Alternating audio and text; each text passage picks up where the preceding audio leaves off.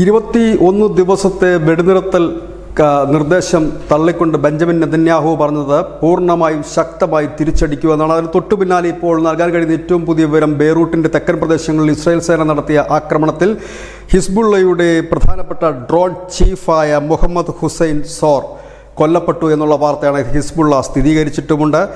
ഏതായാലും ശക്തമായി തന്നെ ആക്രമണം തുടരുകയാണ്. കരസേനയുടെ ഒരു ഡ്രില്ല് അതിർത്തി പ്രദേശങ്ങളിൽ നടന്നതായും വാർത്തയുണ്ട്. അതായത് ഏത് നിമിഷവും ഇസ്രായേൽ കരസേന യുദ്ധം ആരംഭിക്കാനുള്ള സാധ്യതയുണ്ട്. അതിന് മുന്നോടിയായിട്ടാണ് വലിയ രീതിയിലുള്ള വ്യോമാക്രമണം ഇപ്പോൾ ഇസ്രായേൽ നടത്തുന്നതെന്ന് അന്താരാഷ്ട്ര മാധ്യമങ്ങൾ പറയുന്നു. News desk news India Malayalam.